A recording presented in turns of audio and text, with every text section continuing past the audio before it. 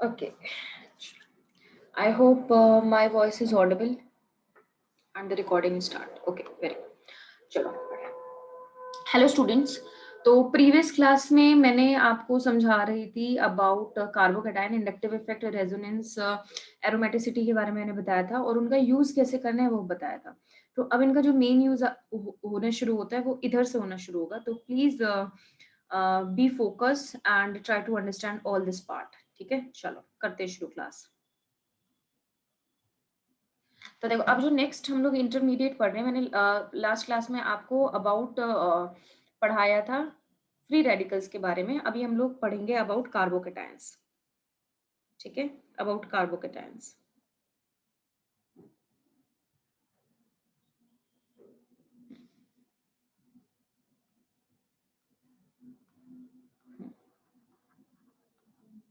तो what is carbocation, let me tell you students. तो carbocation जिसमें हम लोग बोलते हैं कार्बन इंटरमीडिएट है, ये भी एक इंटरमीडिएट है। जैसे अगर आपको पता हो, मैंने कल आपको समझाया था कि अगर होमोलिसिस क्लीवेज हो तो फ्री रेडिकल्स बनेंगे, तो इनके बारे में मैंने आपको लास्ट क्लास में समझा दिया था।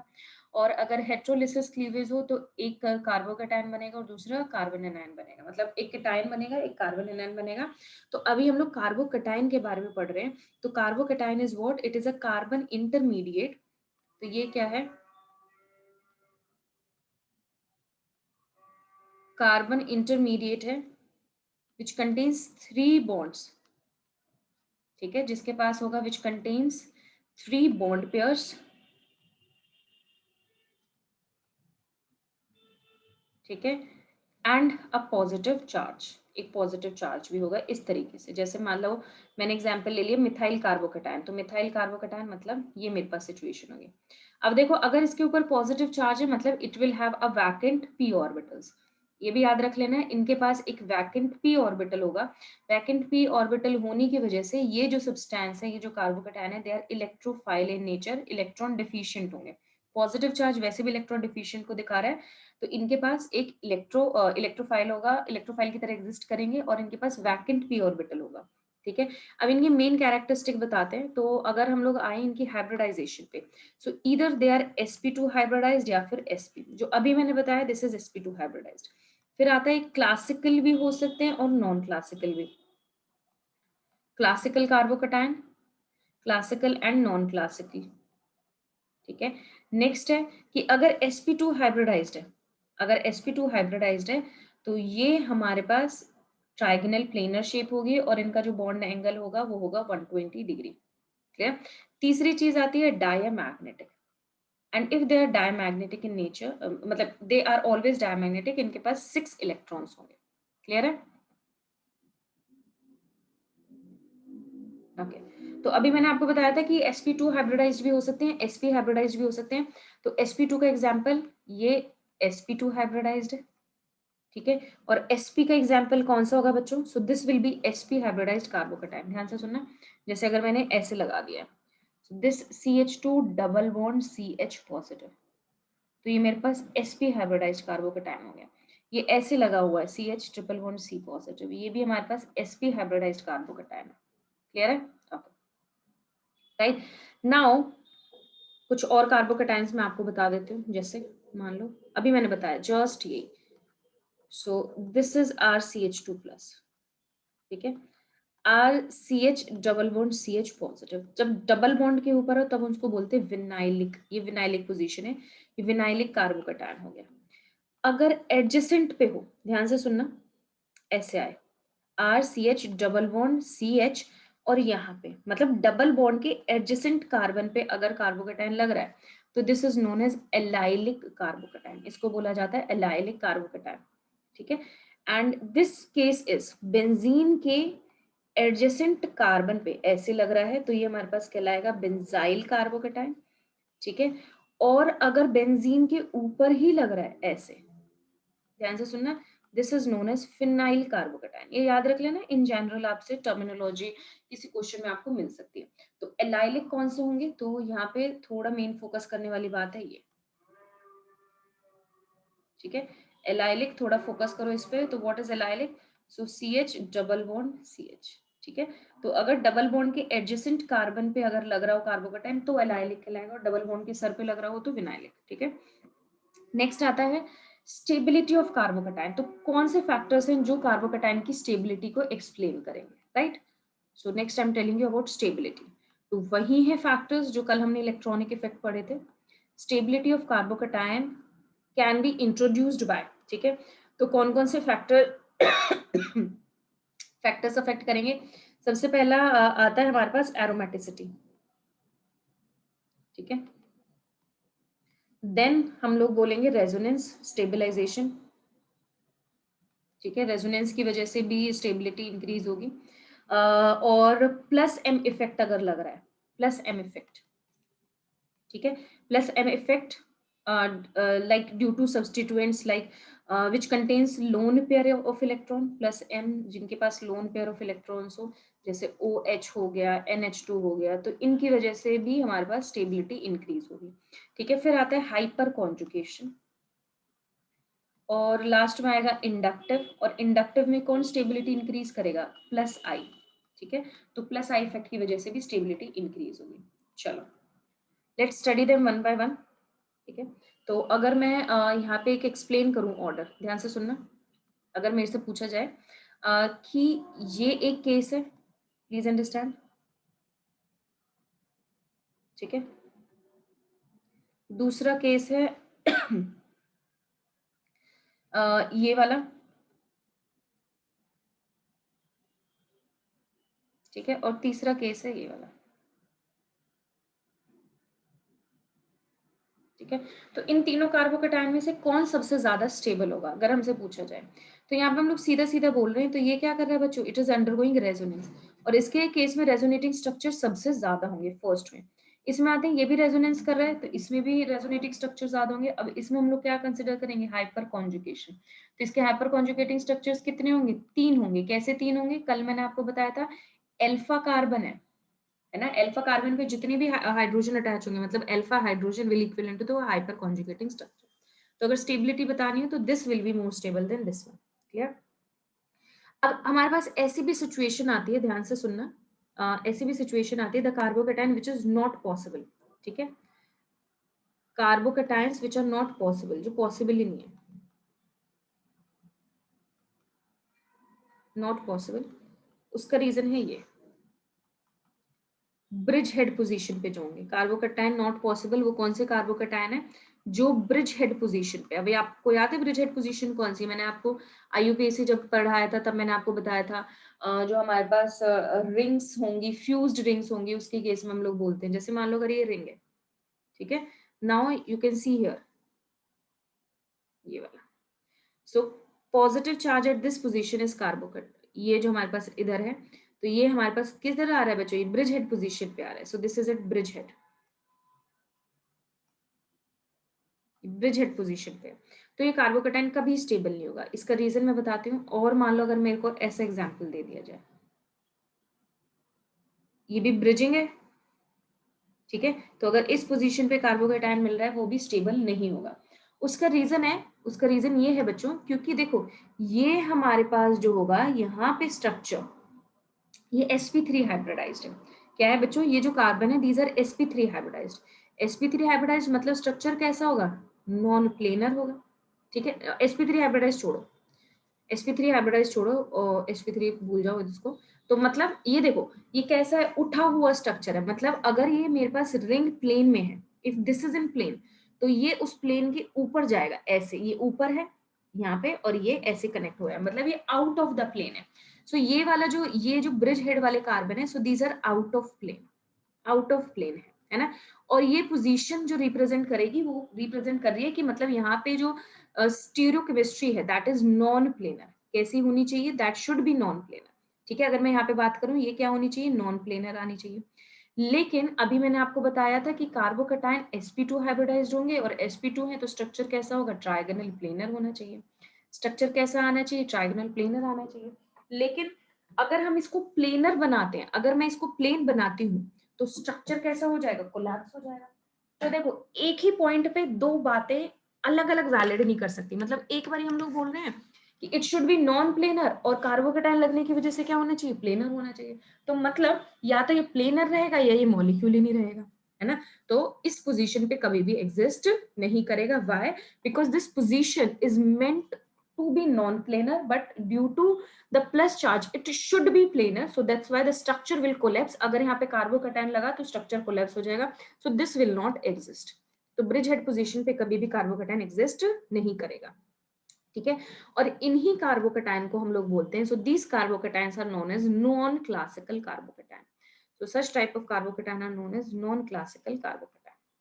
Okay. अब आते हैं हम लोग एक्सेप्शनली स्टेबल कार्बोकेटाइन पर। तो ये हमने जो एग्जिस्ट नहीं करेंगे, नेक्स्ट आएंगे एक्सेप्शनली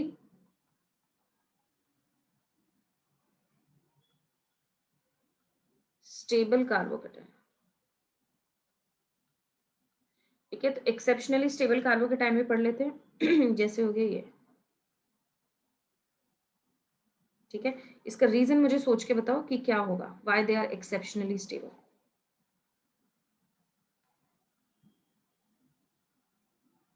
तो ये एक्सेप्शनली स्टेबल कार्बोकेटाइन है, देखो इसका रीजन तो ये है क्योंकि ये एरोमेटिक बन जाएगा, ठीक है।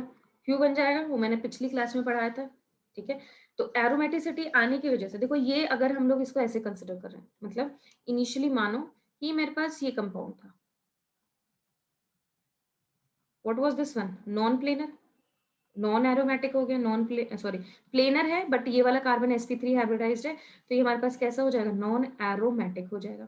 लेकिन जैसे ही मैंने इसके ऊपर प्लस चार्ज लगा दिया, प्लस चार्ज लगाने की वजह से क्या हो गया, कॉन्जुगेशन शुरू हो गया, कॉन्जुगेशन हो गया, प्लेनर हो गया, sp2 हाइब्रिडाइज्ड है सारे कार्बन, और 2 इलेक्ट्रॉन फ्री हो रहे हैं, तो ये कैसा बन गया, एरोमेटिक। तो due to aromaticity this carbocation is stabilize, तो ये एरोमेटिक है। सिमिलरली ये भी एरोमेटिक होगा, ठीक है, करके देख लेना। अब आते तीसरे वाले पे, इसको हम बोलते हैं cyclopropenyl carbocation. So this is extremely stable. उसका रीजन होता है वैसे तो इसकी एक्सपेरिमेंटल वैल्यू है, लेकिन हम लोग एक्सप्लेन करेंगे तो यहाँ पे हम बोलते हैं डांसिंग रेजोनेंस।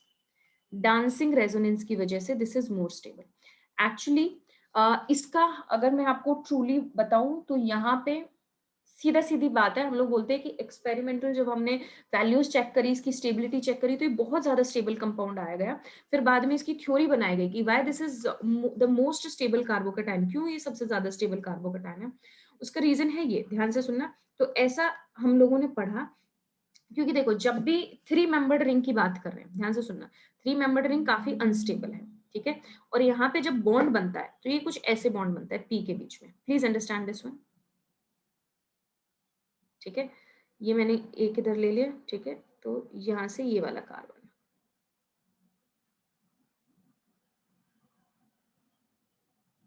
ठीक है।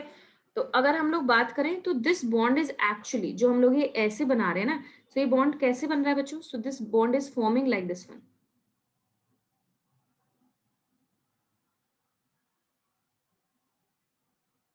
ठीक है। इस टाइप के ओवरलैपिंग है, और बहुत ही हमारे पास जो बॉन्ड बन रहा है, सो दिस इज हाईली मतलब जो 3 मेंबर्ड रिंग है वो काफी अनस्टेबल है, ठीक है। अब दूसरी चीज ध्यान से सुनना, ये मैंने ऐसे बना दिया, साथ में जो इधर पॉजिटिव चार्ज वाला कार्बोकेटाइन है like this one, CH2 plus, इसके पास क्या है, एक वैकेंट पी ऑर्बिटल है, वैकेंट पी ऑर्बिटल है, सो ये क्या करेंगे, ये इलेक्ट्रॉन इसके साथ रेजोनेंस शो करेंगे। अगर ये ऐसा कर रहा है तो ये वाला बॉन्ड क्या हो जाएगा, टूट जाएगा। तो अब मैं इसको यहाँ पे समझा रही हूँ। So what is continuously happening, so what will happen, so बच्चों ये वाला जो बॉन्ड है इधर रेजोनेट करेगा एंड दिस विल ब्रेक। और जब ऐसा हो गया, ध्यान से सुनना, ये ऐसी सिचुएशन आ जाएगी मेरे पास, ये यहाँ पे CH2 plus, is it clear. और यहाँ पे मेरे पास आ गया डबल बॉन्ड, ठीक है। नाउ ये ऐसे कर रहा है रेजोनेंस, तो ये ऐसे भी हो सकता है, ध्यान से सुनना, CH2 CH2 CH2 plus. So these three structures are continuously in resonance. ये तीनों इसी तरीके से डांसिंग कर रहे हैं, जंप कर रहे हैं एक दूसरे पे, और हमारे पास जो फाइनल स्ट्रक्चर आएगा ना वो कुछ ऐसा हम लोग बताते हैं कि जो ये पॉजिटिव चार्ज है, मतलब ये डबल बॉन्ड यहाँ भी घूम रहा है, ठीक है, और पॉजिटिव चार्ज इधर इधर और इधर, इन तीनों बॉन्ड्स पे घूम रहा है. So due to the resonance of this positive charge this compound is highly stable, cyclopropenyl carbocation बोलते हैं. And this for this reason it will we will say that yes this is very very stable compound. ठीक है, तो yes this is stable. ठीक है, and the reason is dancing resonance. याद रखना है एक्सेप्शनली स्टेबल है.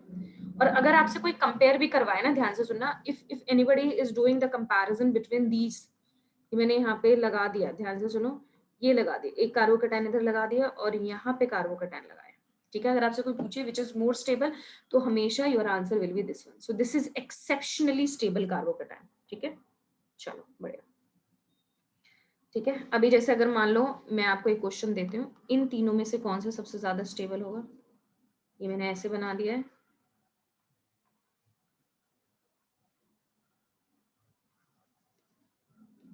CH3 positive and one is this one.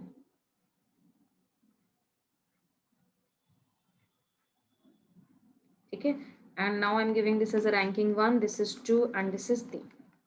ठीक है, तो सबसे ज्यादा स्टेबल होगा बच्चों 3, क्योंकि ये अब इस रिंग में भी डांसिंग रेजोनेंस कर सकता है, इसमें भी कर सकता है, इसमें भी. सबसे ज्यादा 3. फिर हम लोग प्रायोरिटी देंगे फर्स्ट को और फिर आएगी सेकंड को, क्योंकि देखो यहाँ पे ये स्टेबल है ड्यू टू हाइपर कॉन्जुगेशन. यहाँ पे क्या रीजन आ रहा है, हाइपर कॉन्जुगेशन, लेकिन उससे बड़ा फैक्टर तो क्या है, रिंग है. तो थर्ड, फिर first and then second. Is it clear. चलो एक और क्वेश्चन मैं आपको देती हूँ. सो कुछ मैं आपको प्रैक्टिस प्रॉब्लम्स दूंगी, so please do it by yourself. ठीक है, जैसे एक और क्वेश्चन है ये वाला. यहाँ पे डबल बॉन्ड है, यहाँ पे पॉजिटिव चार्ज है,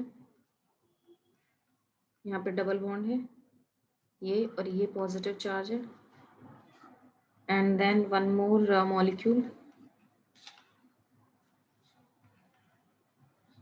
यहाँ पे डबल बॉन्ड है, ये इधर है और यहाँ पे पॉजिटिव चार्ज है. अगर ये मैंने काउंट करा, ये 1, ये 2 और ये 3, तो इन तीनों में सबसे ज्यादा स्टेबल कौन सा होगा. Can you tell which will be the most stable out of all.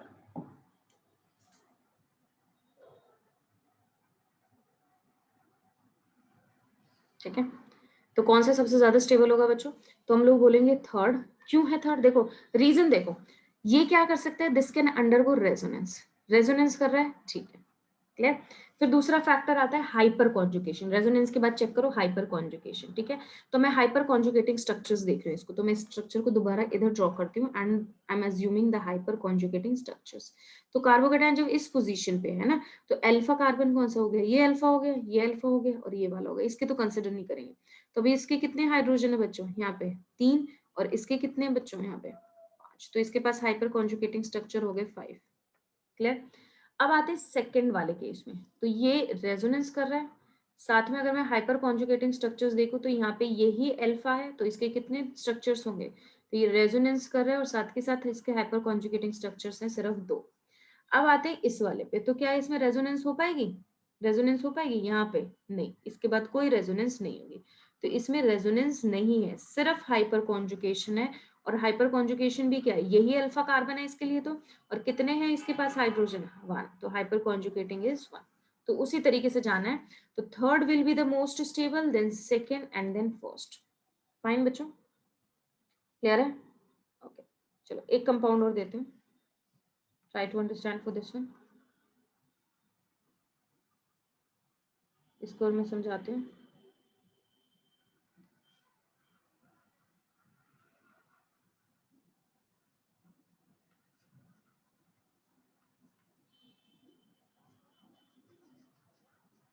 ठीक है, so this is first, this is second and this is third. Can you tell me which is the most stable hyperconjugating structures out of all these three?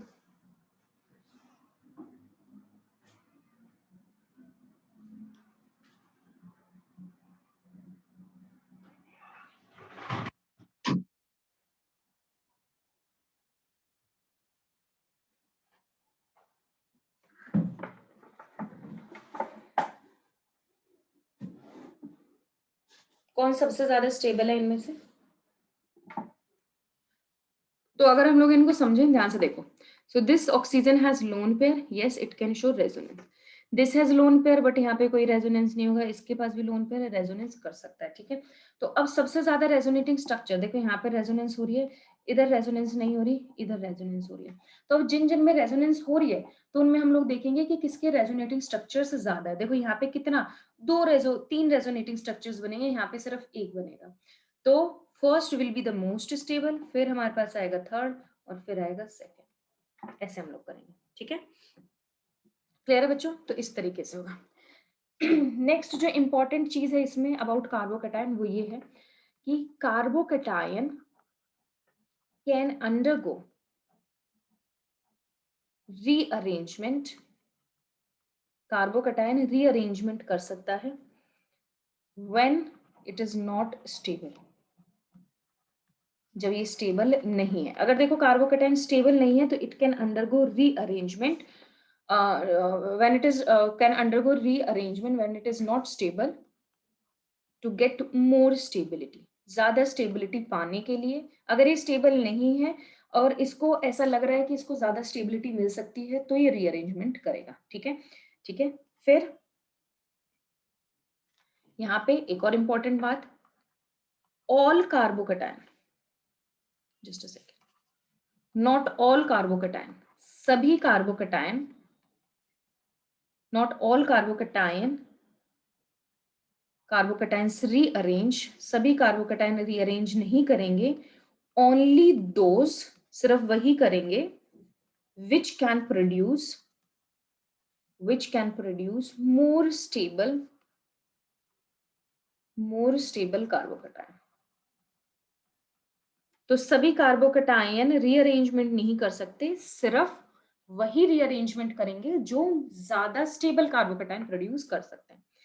कैसे पता चलेगा? यही सबका question आ रहा होगा दिमाग में, तो अभी मैं बताती हूँ कि कैसे पता चलेगा कि वो रीअरेंज करेगा या नहीं करेगा, कैसे पता चलेगा कि वो ज्यादा स्टेबल बना रहा है या नहीं बना रहा है, ठीक है।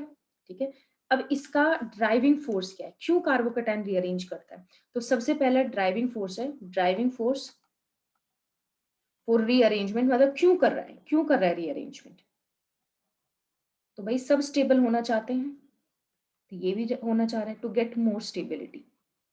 तो सबसे पहला ड्राइविंग फोर्स है कि उसको स्टेबिलिटी चाहिए, ठीक है। दूसरा, कैसे रीअरेंजमेंट होता है? कैसे रीअरेंजमेंट होता है बच्चों? कैसे रीअरेंजमेंट होता है? तो शिफ्टिंग होगी या तो हाइड्रोजन की, या फिर एल्काइल ग्रुप की, या एराइल ग्रुप की। और कहां से कहां शिफ्टिंग होगी? 1 से 2 बॉन्ड पे, मतलब एडजेसेंट पे, 1 से 2 बॉन्ड और एडजेसेंट बॉन्ड्स पे शिफ्टिंग करवाई जाएगी, ठीक है। ये सारी जो डिटेल्स हैं एक्सपेरिमेंटल है, ठीक है, इसको हम लोग थ्योरेटिकली समझ रहे हैं, ठीक है। ठीक है, नेक्स्ट आता है, इनके केस में रिंग एक्सपेंड भी हो सकती है, रिंग एक्सपेंशन भी हो सकता है, और रिंग का कॉन्ट्रैक्शन भी हो सकता है, ठीक है। कॉन्ट्रैक्शन कब होगा? जब बड़ी रिंग है, मतलब 8 मेंबर है, 7 मेंबर है, तो वो कॉन्ट्रैक्ट होके 6 पे आ सकती है, ठीक है। और एक्सपेंड कब होगा? जैसे मान लो 3 मेंबर रिंग है, 4 मेंबर रिंग है, ठीक है, या 5 मेंबर रिंग है, तो वो एक्सपेंड हो जाएगी अप टू 6 मेंबर तक, ठीक है। क्लियर है? जैसे अभी मैंने आपको बताया था 3 मेंबर रिंग इज अनस्टेबल, है ना, तो उसके केस में क्या होगा बच्चों? एक्सपेंशन होगा। क्लियर ना? अब मैं आपको समझाती हूँ कि कैसे शिफ्टिंग होगी, ठीक है। तो यहाँ पे carbocation rearrangement, and we will call it as a shifting of hydrogen बता रही हूँ, एल्काइल बता रहे हैं, और एराइल ग्रुप भी कर रहे हैं from 1 to 2 position, 1 to 2 bond पे, ठीक है। अब ध्यान से सुनना, मान लो ये मेरे पास कार्बोकैटायन है, please understand everybody. So this carbocation I am having CH3, CH3, CH2 plus, ठीक है। अब मैं थोड़ी सी पहले इसकी स्टेबिलिटी के बारे में डिस्कस करना चाहूंगी। ये कार्बोकैटायन है, रेजोनेंस हो रही है, इसमें कोई रेजोनेंस नहीं है, किससे स्टेबलाइज होगा? फिर रेजोनेंस के बाद आता है नेक्स्ट हाइपर कॉन्जुगेटिंग स्ट्रक्चर्स। और कितना हाइपर कॉन्जुगेटिंग स्ट्रक्चर होगा? देखो ये कार्बोकैटायन, इसके एडजेसेंट वाला ये अल्फा हो गया, और अल्फा पे कितना हाइड्रोजन है? एक है। कितना बच्चों? एक है। तो इसका हाइपर कॉन्जुगेटिंग स्ट्रक्चर कितना होगा? 1 होगा। अब मान लो कि अगर इसको मौका मिल जाए, ये कार्बोकैटायन अपने एडजेसेंट वाले पे शिफ्ट हो जाए, मान लो ये इधर शिफ्ट हो गया, इमेजिन कर लो थोड़ी देर के लिए, और अगर ये यहाँ पे सिर्फ शिफ्ट हो गया, तो हमारे पास जो ये कार्बोकैटायन बना है, तो इसकी क्या स्टेबिलिटी होगी? Let's comment on that. मान लो ये कार्बोकैटायन पॉजिटिव इधर आ जाए, इधर आ गया तो अभी मुझे बता सकते हो, अगेन रेजोनेंस नहीं है बट हाइपर कॉन्जुगेशन है। हाइपर कॉन्जुगेटिंग स्ट्रक्चर्स कितने होंगे? अभी ये भी अल्फा कार्बन हो गया, पॉजिटिव के एडजेसेंट वाले सब अल्फा होंगे, ये भी एडजेसेंट है, ये भी एडजेसेंट है, 3 अल्फा कार्बन है और हर किसी पे 3-3 हाइड्रोजन लग रहे हैं, तो मतलब कितना हो गया? हाइपर कॉन्जुगेटिंग 9 हो गया। तो आप इमेजिन कर सकते हो, बस इसको क्या करना है, बस इसको बगल वाले पे शिफ्ट होना है, और बगल वाले पे जैसे शिफ्ट हो रहा है, हाइपर कॉन्जुगेशन 1 से 9 हाइपर कॉन्जुगेटिंग स्ट्रक्चर्स बन रहे हैं, तो कितनी ज्यादा स्टेबिलिटी गेन कर रहा है। क्लियर? तो इसके केस में हम लोग बोलेंगे रीअरेंजमेंट होगा। क्या होगा? रीअरेंजमेंट होगा। Is it fine? क्लियर? अब ये रीअरेंजमेंट करवाते कैसे? हमेशा एडजेसेंट पे ही करवाएंगे। ठीक है, हमेशा क्या करवाएंगे? एडजेसेंट पे ही करवाएंगे। तो कैसे होगा बच्चों rearrangement? Now you can see है, तो मैंने यही वाला ले लिया, CH3 CH CH3, और ये क्या बना हुआ है? CH2 प्लस बना हुआ है। ठीक है, तो 1 से 2 पे रीअरेंजमेंट होगा, 1 से 2 पे रीअरेंजमेंट होगा। ठीक है, लाइक दिस। तो अब मैंने ये 1 एटम मान लिया, ये 2 मान लिया। ठीक है, so what will happen? This hydrogen will shift to carbon 1। अगर ये यहाँ पे शिफ्ट हो गया मतलब ये बॉन्ड टूट गया। अगर हाइड्रोजन वहां पे शिफ्ट हो गया, ये बॉन्ड टूट गया ना, तो अगर ये बॉन्ड टूट गया बच्चों, तो क्या सिचुएशन आ जाएगी मेरे पास? CH3 CH3। ठीक है, तो यहाँ पे तो पॉजिटिव रहा ही नहीं, तो इसकी तो वैलेंसी पूरी हो गई, है ना, 4 बॉन्ड में वैलेंसी डन है। लेकिन ये वाला इलेक्ट्रॉन डेफिशिएंट हो गया, तो पॉजिटिव चार्ज क्या आ जाएगा? इस पे आ जाएगा। तो जिसका बॉन्ड टूट रहा है, तो इसके ऊपर कमी आ रही है ना बॉन्ड्स की, तो पॉजिटिव चार्ज इधर शिफ्ट हो जाएगा और हाइड्रोजन उधर हो जाएगा। तो 1 to 2 शिफ्टिंग होगी। क्लियर है? क्लियर है? तो 1 से 2 हाइड्राइड शिफ्ट, इसको हम बोलते हैं 1 to hydride shift, 1 to hydride shift. ठीक है, so I hope this point is clear. Okay, अब मैं एक आपको एल्काइल शिफ्ट और करवा देते हैं।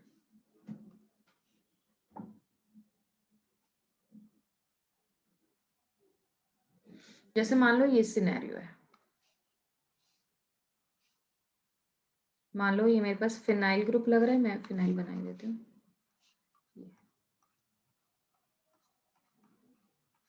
यहाँ पे C है, यहाँ पे एक और फिनाइल है,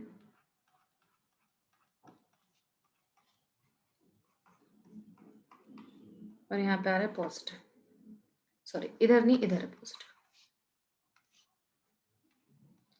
CH2 प्लस। ठीक है, अब ध्यान से सुनना। तो अब यहाँ पे कोई इसका रेजोनेंस हो रहा है इसका बच्चों? रेजोनेंस हो पाएगा इसका? नहीं, कोई रेजोनेंस नहीं हो रहा। ठीक है, ऑल्सो हाइपर कॉन्जुगेटिंग स्ट्रक्चर भी इसके क्या है? 0, सिर्फ इंडक्टिव इफेक्ट लग रहा है। और इंडक्टिव इफेक्ट भी कौन सा लग रहा है? Because phenyl electron withdrawing nature के हैं, तो ये क्या कर रहा है? अपने इलेक्ट्रॉन्स खींचने की कोशिश कर रहे हैं, -I, तो काफी अनस्टेबल कार्बोकेटायन है। तो अगर इसको मौका मिले इधर से इधर शिफ्ट होने का 1 से 2 पे, ठीक है, तो अब मेरे पास सिर्फ ऑप्शन किसका? फिनाइल रिंग का, तो फिनाइल यहाँ पे शिफ्ट हो जाएगी और ये इधर हो जाएगा।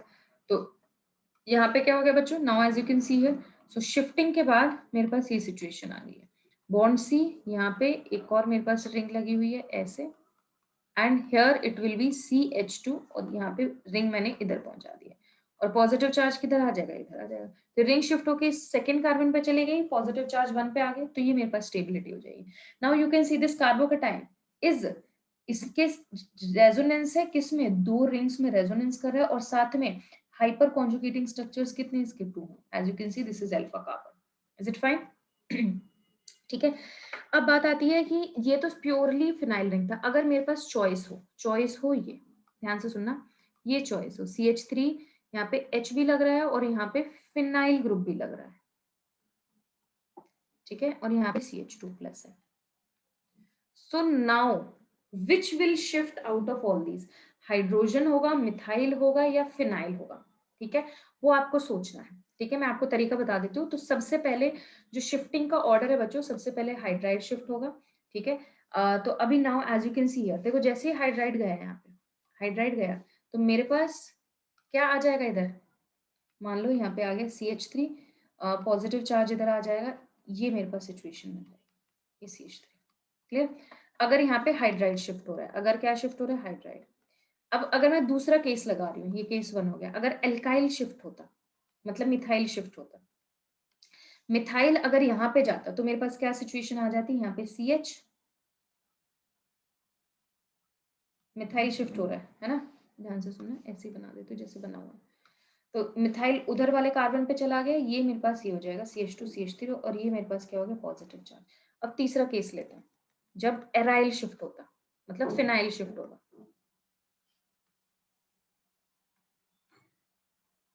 फिनाइल शिफ्ट होगा, तो फिनाइल शिफ्ट के केस में क्या होगा बच्चों, CH3 यहाँ पे आएगा मेरे पास, CH लगा हुआ है और ये CH2 पे लग जाएगा फिनाइल, फिनाइल इस कार्बन पे चला गया, यहाँ पे क्या आ गया पॉजिटिव। अगर मेरे पास ये तीन केस है तो can you tell me which carbocation is the most stable out of all these, कौन सा कार्बोकैटायन सबसे ज्यादा स्टेबल होगा इन तीनों में। तो हम लोग सीधा सीधा बोलेंगे ये वाला फर्स्ट वाला कार्बोकैटायन सबसे ज्यादा स्टेबल होगा। क्यों? क्योंकि यहाँ पे रेजोनेंस भी हो रहा है, यहाँ पे रेजोनेंस भी है और हाइपर कॉन्जुगेटिंग स्ट्रक्चर्स कितने हैं बच्चों, यहाँ पे है 6। ये वाले की अगर हम लोग बात करें तो हाँ यहाँ पे रेजोनेंस है बट हाइपर कॉन्जुगेटिंग स्ट्रक्चर हो गया अभी 2। ठीक है, इस वाले की बात करें तो कोई रेजोनेंस नहीं है, hyper conjugating structure he 5।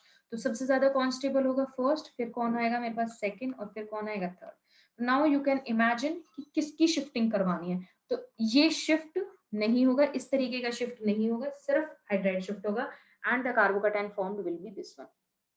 Fine, I hope this is clear, right. Now next आते हैं रिंग एक्सपेंशन पर। किस पे आएंगे, रिंग एक्सपेंशन।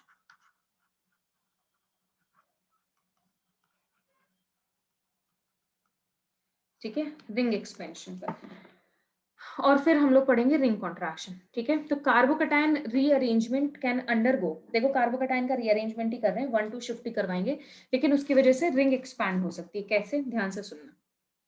ठीक है, प्लीज अंडरस्टैंड दिस वन। मान लो मेरे पास ये सिचुएशन दे रखी है, ये मेरे पास 4 मेंबर्ड रिंग है और कार्बोकैटायन है इस पे, यहाँ पे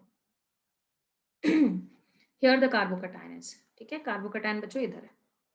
ठीक है, अब या तो मेरे पास एक मौका हो कि ये यहाँ पे हाइड्रोजन लग रहा है, ये मैंने 1 कार्बन मान लिया, 2 मान लिया, 1-2 हाइड्राइड शिफ्ट करा दी, मतलब ये इधर चला जाए, कार्बोकैटायन यहाँ आ जाए, या तो ये पोजीशन हो जाएगी। ठीक है, तो अगेन 4 मेंबर्ड पे पॉजिटिव चार्ज है। नाउ यू कैन इमेजिन, देखो इस 4 मेंबर्ड रिंग का बॉन्ड एंगल कितना होगा, इसका बॉन्ड एंगल है 90 डिग्री, और जैसे इस पे कार्बोकैटायन लगा तो इसका होना कितना चाहिए, एक्चुअल बॉन्ड एंगल है 90 डिग्री, 90 डिग्री, सॉरी 90 है, और होना कितना चाहिए, एक्सपेक्टेड, एक्सपेक्टेशन क्या है इसकी, बिकॉज sp2 हाइब्रिडाइज होगा 120 डिग्री की, तो आप सोच सकते हो कितना ज्यादा एंगल स्ट्रेन है। तो यहाँ पे क्या हो रहा है, एंगल स्ट्रेन, तो इस तरीके से नहीं हो पाएगा। ऑल्सो ये जो कार्बोकैटायन इस पोजीशन पे, दिस इज ऑल्सो अनस्टेबल, तो ये क्या करेगा, इसके पास एक मौका है, ये रिंग एक्सपेंड करे, रिंग एक्सपेंशन हो।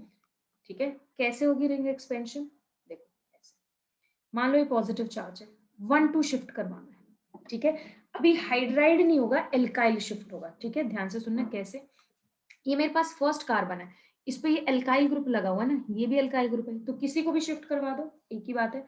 तो मान लो मैंने इसको शिफ्ट करवा दिया, ये एल्काइल ग्रुप है, ये ऐसे शिफ्ट करवा दिया, हम लोगों ने अभी ऐसे ही तो करा था। ये ये मेरे पास कार्बोकैटायन है और यहाँ पे मैंने आर ग्रुप लगाया हुआ है, तो इस आर की शिफ्टिंग इधर करवा दी थी ना, तो वही तो मैं कर रही हूँ। इस कार्बन से जो ये वाला बॉन्ड अटैच है, ये अल्काइल ही है ना, दिस इज अल्काइल ग्रुप, तो इसकी शिफ्टिंग मैंने इधर करवा दी। और जब हम लोग इसकी शिफ्टिंग करवा रहे हैं तो इस बॉन्ड को तोड़ रहे थे तो यहाँ पे भी मैंने इस बॉन्ड को तोड़ दिया।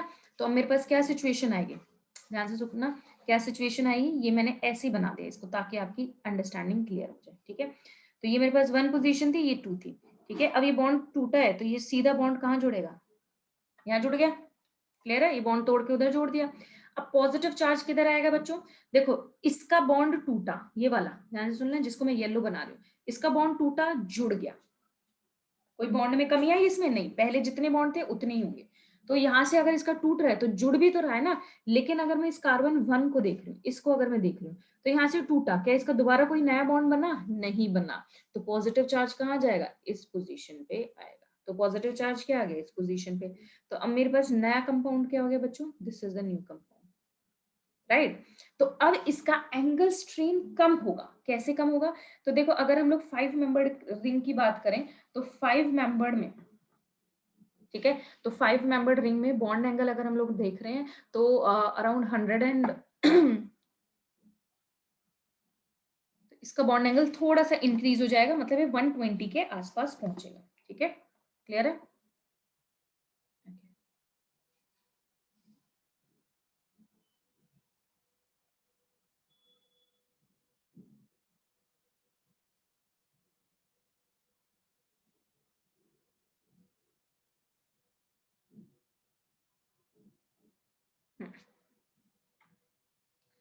सो I hope this is clear. तो अभी इसका जो बॉन्ड एंगल है, एक्चुअल बॉन्ड एंगल है 109, एक्चुअल बॉन्ड एंगल है 109 और वही एक्सपेक्टेड कितना होगा इसमें 120।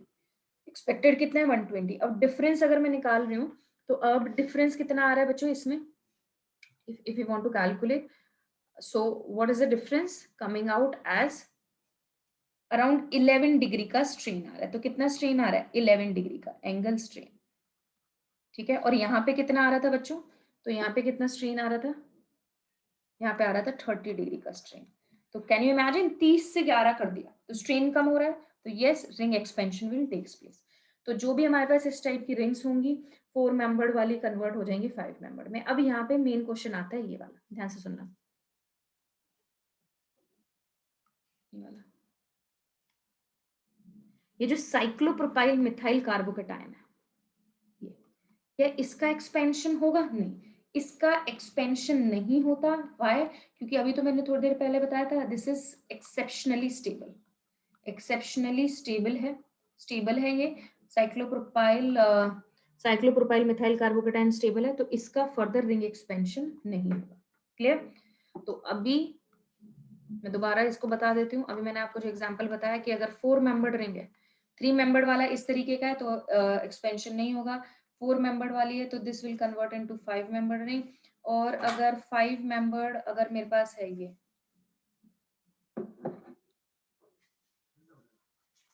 ठीक है, ऐसे, सॉरी, हाँ हाँ, ये ऐसे है तो हमारे पास एक्सपैंड करके क्या बना देगा 6 मेंबर्ड रिंग बना देगा, ठीक है। और अगर 6 मेंबर्ड पे तो फर्दर एक्सपेंशन नहीं करवाना, ठीक है, क्योंकि ऑलरेडी स्टेबल है। 6 membered ring is considered as the most stable ring structure, ठीक है। ये ऐसे, अगर ऐसे है तो इसका एक्सपेंशन मत करवा देना, ठीक है, इसका फर्दर एक्सपेंशन नहीं होगा। लेकिन ये वाला जो कार्बोकेटायन है उसमें रीअरेंजमेंट जरूर हो जाएगी।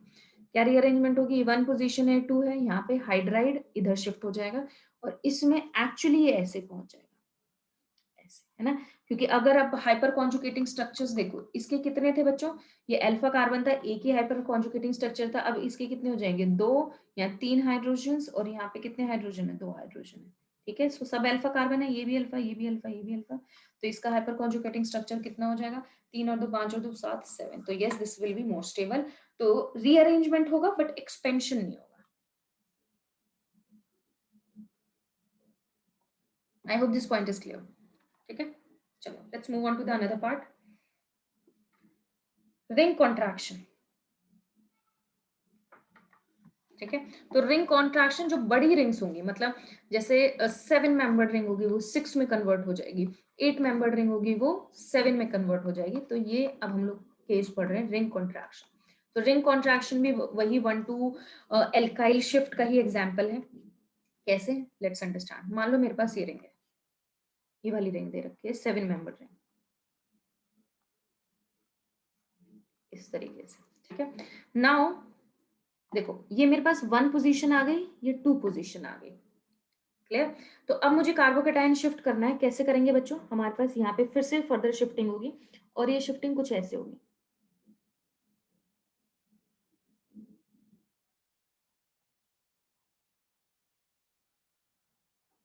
हाँ, तो 2 पे जो एल्काइल है, 2 पे जो एल्काइल है, 2 पे कौन सा एल्काइल लग रहा है, ये वाला एल्काइल लग रहा है। So this will shift on the carbocation, ऐसे ये शिफ्ट हो जाएगा और यहाँ से क्या होगा, ये वाला बॉन्ड टूट जाएगा, है ना। एल्काइल शिफ्ट ही करवा रहे हैं तो जो सेकंड पे, ये सेकंड है, इस पे जो ग्रुप लगा हुआ है वो फर्स्ट पे शिफ्ट हो जाएगा। और जैसे ही फर्स्ट पे शिफ्ट हुआ तो मैं स्ट्रक्चर को ऐसे ही बना रही हूँ, ध्यान से देखना, ये यहाँ पे, यहाँ पे, यहाँ पे, ये 2 पे ग्रुप लग रहा था, ठीक है। ये डायरेक्टली क्या हो गया, इससे अटैच हो गया, ऐसे, है ना। और ये जो ये वाला ग्रुप है ये ऐसे मैंने बना दिया यहाँ पे। सो this is this and this, ठीक है। अब पॉजिटिव चार्ज कहाँ पे लगेगा, देखो बच्चों ये 3 वाला जो है इसका बॉन्ड टूट रहा है, लेकिन ये जुड़ भी तो गया ना, जुड़ गया, और लेकिन इसका टूटा है तो पॉजिटिव चार्ज हो जाएगा यहाँ पे शिफ्ट। तो अगर मैं इसको बनाऊं, so this is nothing but as you can see here, so this is 1, this is 2 3 4 5 6 membered ring है, ऐसे, सॉरी 6 मेंबर्ड है, ठीक है। और यहाँ पे आ गया, इसका फिर फर्दर रीअरेंजमेंट होगा और फर्दर रीअरेंजमेंट के बाद ये हमारे पास finally the most stable carbocation बनेगा। इसके बाद कोई और रीअरेंजमेंट पॉसिबल नहीं है, क्लियर है। अगर मान लो मेरे पास ये सिचुएशन दे रखी है, ठीक है, ये वाला। तो इसके केस में भी रिंग कॉन्ट्रैक्शन होगा। कैसे होगा, मतलब मान लो ये मैंने फर्स्ट कार्बन ले लिया 2, तो 2 पे जो हमारे पास ग्रुप प्रेजेंट है, मतलब ये 2 पे ये वाला प्रेजेंट है ना, तो ये शिफ्टिंग करेगा, ये यहाँ शिफ्ट कर गया, ये वाला बॉन्ड टूटेगा। ये क्या सिचुएशन आ जाएगी बच्चों, so this will be like this one, ऐसे मैंने बना दिया, ठीक है, और ये इधर पॉजिटिव चार्ज आ जाएगा, ठीक है। और इसको हम लोग ऐसे लिख सकते हैं जो अभी तक मैं बता रही थी। So the 4-membered ring will contract into this one to form the most stable carbocation. Is it okay? अब एक होमवर्क दे रही हूँ, तो ट्राई इट बाय योरसेल्फ, ठीक है। इसका सोचना और बताना इसमें क्या होगा। चलो मैं बता देती हूँ, थोड़ा सा कॉम्प्लिकेटेड केस है, आपको शायद प्रॉब्लम आए।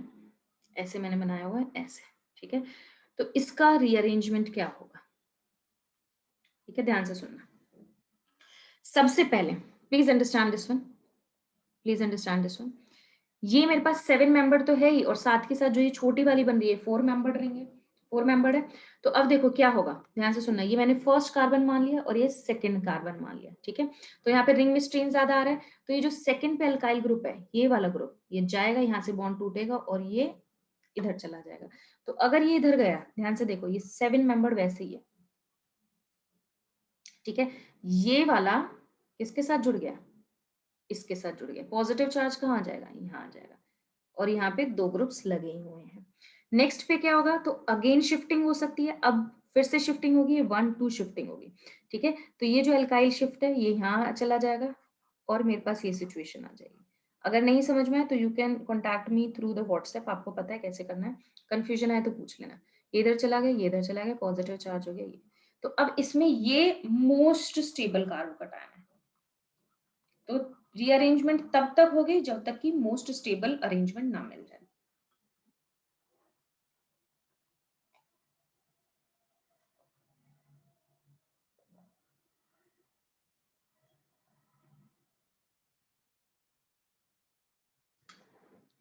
ओके, नाउ कार्बन एनायन पे चलते हैं। अच्छा, एक और चीज बता दूं आपको मैं, तो ये जो रीअरेंजमेंट पढ़ा था ना बच्चों, so this rearrangement is only possible in carbocation, ठीक है। रीअरेंजमेंट कार्बन एनायन में और फ्री रेडिकल्स में नहीं होती, सिर्फ किस में होती है, कार्बोकैटायन में। याद रखना, इसको भूलना मत करो, ठीक है। अब नेक्स्ट पार्ट पढ़ने वाले हैं कार्बन एनायन। नेक्स्ट पार्ट पढ़ेंगे हम लोग कार्बन एनायन, ठीक है। कार्बन एनायन की अगर हम लोग बात करें, तो now you can see here, so what is carbon anion, it is a intermediate, again 3 bond pair होंगे और एक नेगेटिव चार्ज होगा। इसमें भी क्या होगा, 3 बॉन्ड पेयर, एक नेगेटिव चार्ज, ठीक है। जैसे एक एग्जांपल ले लिए, CH3 मिथाइल कार्बोकैटायन, ये मेरे पास कार्बोकैटायन हो गया, ethyl, sorry carbocation, carbon anion, sorry, I am so sorry, ठीक है। And this is the case of carbon anion, ठीक है। अब इसकी hybridisation, they can be sp3, तो ये वाले जो मैंने बताए थे ये सारे क्या होंगे, sp3 hybridised carbon, carbon anion है। sp2 हाइब्रिडाइज्ड भी होंगे। sp2 का एग्जांपल है ये कि अगर डबल बॉन्ड पे लग गया है, ठीक है, CH2 डबल बॉन्ड CH ऐसे लग गया है, ये भी हमारे पास sp2 में ही आएगा। अब आपको लग रहा होगा कि मैम यहाँ तो सिंगल बॉन्ड है, ये तो sp3 बोलना चाहिए, इसको तो sp3 बोलना चाहिए, नहीं, ये sp3 नहीं होगा, ये sp2 ही होगा। क्यों, अगर आपको याद है एरोमेटिसिटी मैंने आपको पढ़ाई थी, सो this will undergo resonance, resonance करेगा तो अभी कार्बन एनायन आ गया इस कार्बन पे, सॉरी सिंगल बॉन्ड है, और यहाँ पे आ गया ये, ठीक है। तो ये रेजोनेंस की वजह से अगर हम लोग इसका रेजोनेंस हाइब्रिड बनाए, तो यहाँ पे क्या हो रहा है बच्चों, ये सिचुएशन आ रही है, इधर डबल बॉन्ड है, डबल बॉन्ड है, नेगेटिव चार्ज एक बार इधर आ रहा है, एक बार इधर आ रहा है।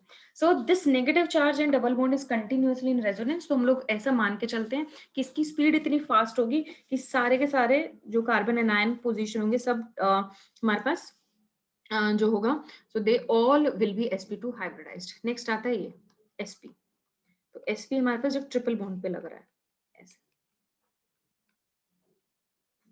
ठीक है, क्लियर, ओके। अब आता है, नेक्स्ट आता है स्टेबिलिटी। स्टेबिलिटी का फैक्टर क्या है इसका, किस किस पॉइंट पे स्टेबिलिटी डिपेंड करेगी। पहला आता है एरोमेटिसिटी, किन में होगा वो मैं अभी समझाती हूँ आपको। ठीक है, पहला फैक्टर है एरोमेटिसिटी, दूसरा फैक्टर है रेजोनेंस। ठीक है, तीसरा फैक्टर क्या है, हाइपर कॉन्जुकेशन इन्वॉल्व होगा नहीं। तो अगर आपको याद हो तो हाइपर कॉन्जुकेशन सिर्फ 3 फैक्टर्स में लगता है। एक फ्री रेडिकल के केस में हाइपर कॉन्जुकेशन लगेगा, मैंने स्ट्रक्चर्स आपको बताए थे, या फिर कार्बोकैटायंस के केस में, या फिर डबल बॉन्ड। इसके अलावा हाइपर कॉन्जुकेशन आप कहीं नहीं लगाओ। ठीक है, तो कार्बन एनायन में हाइपर कॉन्जुकेशन नहीं आएगा, तो सीधा एरोमेटिसिटी, रेजोनेंस, ठीक है, माइनस एम इफेक्ट। अगर माइनस एम इफेक्ट है तो स्टेबल करेगा, और लास्ट आते हैं minus I effect. So these are the stability factors. जैसे मैं एक एग्जांपल लेती हूँ, एरोमेटिसिटी का पहले बताती हूँ सबसे पहले। ठीक है, मान लो मेरे पास ये रिंग है, ठीक है, this is a ring and there is a negative charge, right. So now we know that this ring is cyclic and planar.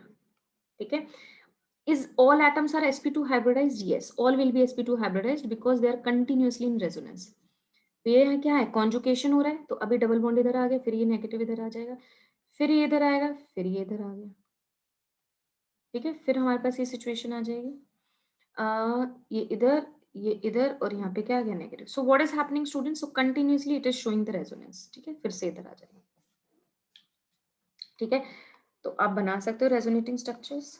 तो इधर इसका, ये इधर पॉइंट आ गया, ये नेगेटिव इधर आ गया, ये इधर आ गया, clear. So this is showing continuous resonance. Okay, so that's why we will say that yes, all atoms will be sp2 hybridized। सारे एटम्स sp2 hybridized हैं। अब आते हैं पाई इलेक्ट्रॉन्स, तो कितने पाई इलेक्ट्रॉन्स है इसमें, तो कैन यू काउंट, तो 2 तो पाई बॉन्ड होंगे, कितने पाई बॉन्ड होंगे, 2 पाई बॉन्ड होंगे, इनकी वजह से 4 पाई इलेक्ट्रॉन हो जाएंगे, और एक नेगेटिव चार्ज भी रेजोनेंस में इन्वॉल्व है, तो यस 2 इलेक्ट्रॉन इसके हो जाएंगे। तो टोटल कितने हो गए, 6 पाई इलेक्ट्रॉन हो गए। तो मतलब ये फॉलो कर रहा है 4n+2, तो ये कंपाउंड कैसा हो जाएगा, aromatic, right? So yes, this compound is stable. Why? Due to aromaticity। क्यों है stable? aromaticity की वजह से। Is it fine? So I hope this point is clear। ठीक है, तो रेजोनेंस का भी पॉइंट समझा देती हूँ। तो रेजोनेंस किन में लगेगी, मान लो मेरे पास ये कार्बन एनायन है, CH2 डबल बॉन्ड CH। अगर मैंने कार्बन एनायन को कार्बोकैटायन बोल दिया हो तो आई एम एक्सट्रीमली सॉरी, थोड़ा सा टंग स्लिप हो रही है। ओके, सो ये इधर जाएगा, so yes it is showing the resonance, it will be stable. ठीक है, नेक्स्ट है माइनस आई इफेक्ट। ठीक है, ये माइनस एम इफेक्ट। मान लो, ध्यान से सुनना, मेरे पास 2 मैंने कार्बन एनायन लगा रखे हैं, एक CH2 माइनस CH3, और एक मैंने लगा रखा है CH2 माइनस, क्या लगाए, माइनस एम जो लग रहा हो। ठीक है, मान लो मैंने NO2 लगा दिया। ठीक है, तो NO2 का कैसा स्वभाव है बच्चों, तो ये इलेक्ट्रॉन विड्रॉ करता है। ठीक है, ये कौन सा नेचर लगाएगा, माइनस एम लगाएगा। चलो मैं इसको ना ऐसे बता देती हूँ। ठीक है, ठीक है, माइनस एम लगाएगा, और ये क्या लगा रहा है, दिस इज शोइंग प्लस आई। ठीक है, प्लस आई लगा रहा है, तो माइनस एम की वजह से ये कार्बोकैटायन ज्यादा स्टेबल होगा। माइनस एम इलेक्ट्रॉन खींच रहा है अपनी तरफ, तो इलेक्ट्रॉन अगर खींचेगा, देखो इसका रीजन सिंपल सिंपल है कि अगर किसी के ऊपर नेगेटिव चार्ज है और उस पर मैं इलेक्ट्रॉन विड्रॉइंग ग्रुप लगा रही हूँ, इलेक्ट्रॉन खींच रहा है, तो खींच रहा है मतलब नेगेटिव चार्ज को डिक्रीज करने की कोशिश कर रहा है। इलेक्ट्रॉन खींच रहा है मतलब नेगेटिव चार्ज डिक्रीज हो रहा है, माइनस आई की वजह से, माइनस आई की वजह से और माइनस एम की वजह से। और अगर हम लोग नेगेटिव स्पीसीज को डिक्रीज करने का चार्ज, मतलब उसको किसकी तरफ ले जा रहे हैं, न्यूट्रल की तरफ, तो कंपाउंड क्या होगा, स्टेबल होगा। ठीक है, इसलिए minus I effect will stabilize the carbon anion and plus I will stabilize the carbocation. Clear, ये फैक्टर्स हो गए। तो इसके examples questions I will share. ठीक है, तो ये कर लेना, और कोई डाउट आए तो पूछ लेना। ओके, सो एक पार्ट और बचा है इसमें, एसिडिक स्ट्रेंथ और बेसिक स्ट्रेंथ। तो वैसे तो उसका यूज इन्हीं फैक्टर्स के ऊपर बताना है हमें, बट इसको अलग से पढ़ाते हैं ये topic. So I will discuss this in detail. पहले हम लोग हाइड्रोकार्बन्स फिनिश करेंगे, फिर मैं आपको इस टॉपिक को पढ़ा दूंगी। ठीक है, okay then, see you all.